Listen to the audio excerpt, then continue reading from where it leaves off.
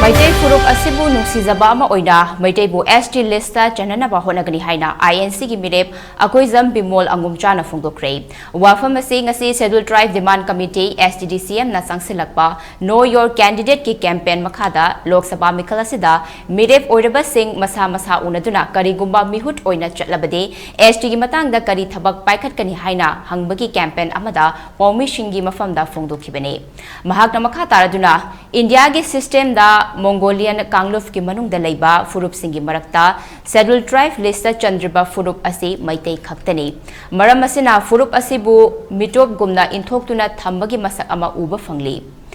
Meitei na Scheduled Tribe lista chanduna Constitution ki protection ama lauba tarbadi atopa North East India da laiba state na Meitei phurup asida yengliba mitiyang ase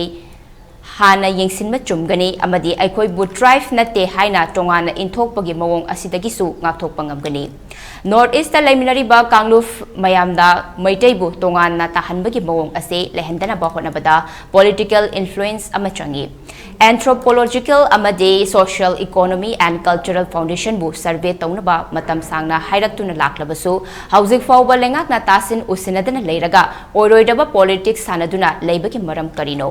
amadi meitei na aikoi chanhannaba ST demand tawbada atopa phurup na object of thokte akoi masel singsep thanaduna leibagi mahut ningthijana gyantana open door da wari sanaduna Meitei phurup na ST changadoribagi maram ase miyam pumbada khangan mathau tai haiki basic anxieties khale the government gi policies hai minority ni gumba haibu gumba and the tribe ni hai kanda basic orientation nam leba moi policy makers sing mako sikan gadab ni haibu mako adugi basic position dugi ne bai na khoi constitution protection ma lowa maside ST de changhoraga di aikoi the mina yengakpa miyeng North East leminari ba khoi masen do kadawa miyeng aikoi de exclude tawleise masi ju negate tawa second na policy maker gi moi gi basic orientation nam le tribe hairaga data protect tawning ba adugi yawda bagi ne ba hanasu khoi da kari haini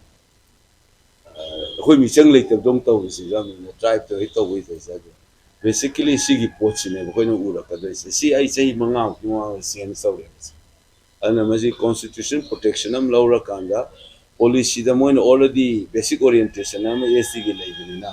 ai koi ga negotiating space se han chakhala kada won man ba adu gi ne ko na ai na legitimate over demand ni hai re si kan gi adu sida lu di sigi matak da politics taw leire survey taw hai re taw dan leire sine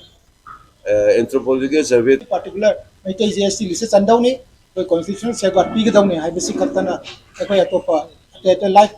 CSO gumna any issue de koi yausiti si khaktana ekoi simtangai sendok sage ado jana su jagi video kari karada koi meeting da kha tagi bidi lere ado ga su campaign bi part of moina toina nasi jagi kon laksari ado jana kai gumba ai phatna karagana kai to ide ga jagi mota Meitei ST list chandawna si